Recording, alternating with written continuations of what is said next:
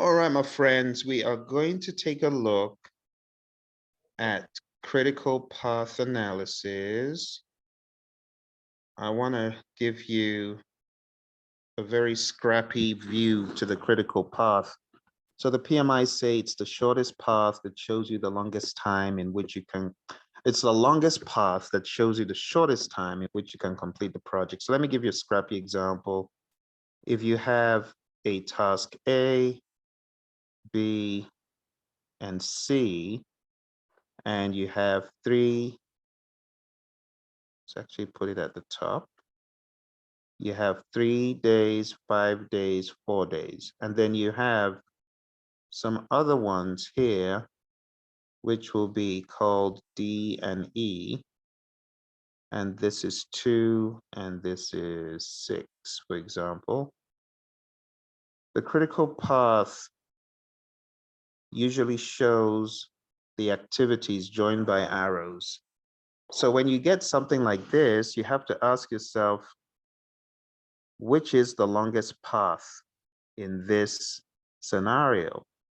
And you're going to have two paths that you need to calculate. You're going to have ADEC, which is at the top, ADEC, and you're going to have ABC. So the question then becomes, how long is ADEC? Can someone tell me?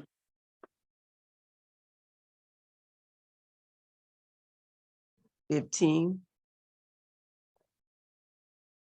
That sounds right. 15, right? AC is 9, 12. And then the middle ABC is 12. Good. Okay. Very good.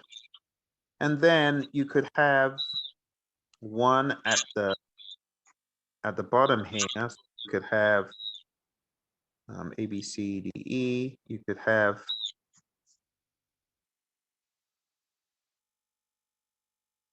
let me do that again. I think I'm very close to the controls. So let's say we have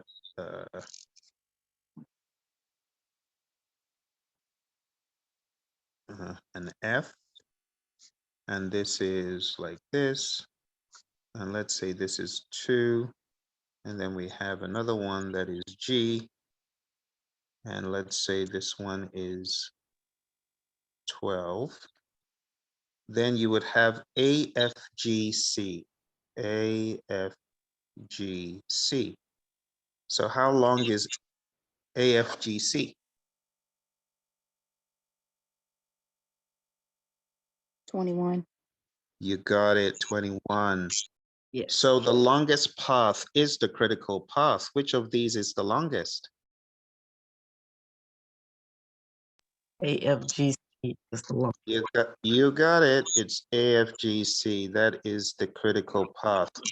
So if one gets a question like this on the exam, they could give you something like this and say, what is the critical path? Sometimes they'll just give you a 21, or they could give you an AFGC. So you got to be ready to answer based on that.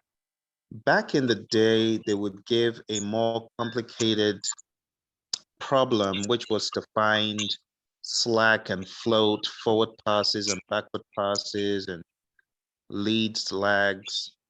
None of that has been found on the exam, to my knowledge, talking about the PMP in a long time. This problem we're looking at doesn't even come out on the exam anymore. I have, however, heard that some CAPM folks could get something like this, but again, it's very, very basic. And this is the full gamut of what you need for critical path. Apart from the definitions that you can read, this is it. This is it. Any questions about any of this? Yeah. That's a good breakdown. Yeah, makes sense. Okay. Feel free to take a screenshot. I'll go ahead and I will stop the recording. Thank you very much.